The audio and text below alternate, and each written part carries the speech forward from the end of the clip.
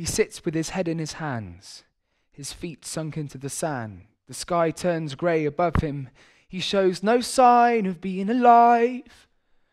But what can a boy do? The day the world went wrong, he was in the front row. What must he go through to pay? Well, he doesn't know. Maria was his sweetness, his light, his redress, his night, his day. They rented a flat together and shared the summers in their hideaway. All he needed was her cheek pressed to his, and his world was calm. He could almost weep, watching her sleeping in the circle of his arms. There was one day they woke up early, and the dawn was splashed with gold. Maria jumped up and wanted to walk in the morning cold. So they left undressed and stepped outside, strode the avenues, nude and giggling, unashamed and unafraid of any truths the universe may cast their way. Whatever time may bring, they danced among the city greys, and then he heard her sing, "Won't you follow me to find a space a little closer to the sea, to float away, away, today, today, today, today." But then the seasons spun. The weakened sun began to fade. With such freedoms come poverty, and food has to be paid for. Maria was too much the wild child to work for a living, so it was he who went out chasing papers while she chased her visions. Imprisoned in suits and ties and factory uniforms, he slaved to pay for them both, dawn through to dusk. Resentment cultivated into mistrust in his mind, and nothing hits us like a kiss does when there's very little love left within it. And work-a-day stress had stretched his love to its limits. Money makes money, someone said. But the money he made barely bought bread for the table. And when you watch the weeks tick away, and the clock on the factory wall steals the day, and all that's left you is the grey of twilight, and the long tired nights, there's got to be a point when your fire dies. And his was fading fast. No number of Maria's laughs could warm him. Someone should have warned him. Even a crack in the design can let a storm in, and the architecture of their love was looking worn thin.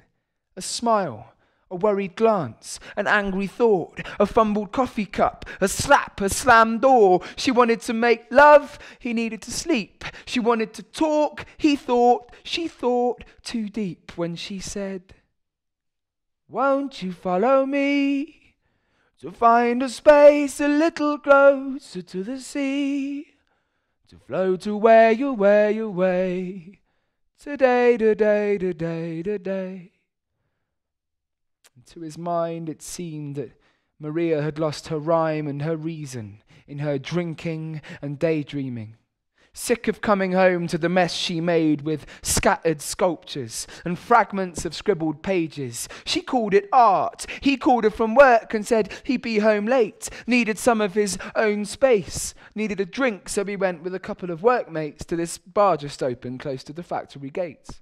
And his mates were chatting about these women they find fit, saying they wouldn't mind a bit of it, considering. And in the midst of it, our friend is drunk and hypnotised by this blonde bit of skirt with cute little eyes that flicker like the serpent's tongue, blatantly flirting. He thought, that's just what I need after a week's working, and one drink leads to another thing. He finds himself pressed against the bar side, fumbling with this blonde bird, mumbling something about going back to hers, and before he knows, she's pulling off her skirt.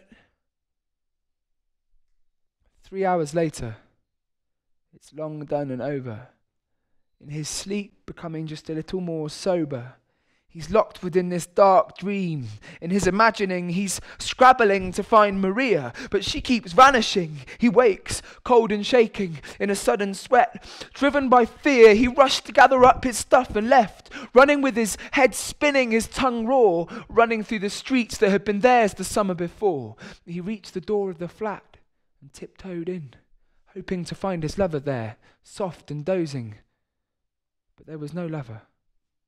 No sound, no smiles, just Maria's artwork stacked in neat little piles. He burst into the bedroom, but she wasn't there. Just a rumpled pillow and a strand of her hair, and this note where she would have laid her head. And the moment that he saw it, he knew that she was dead.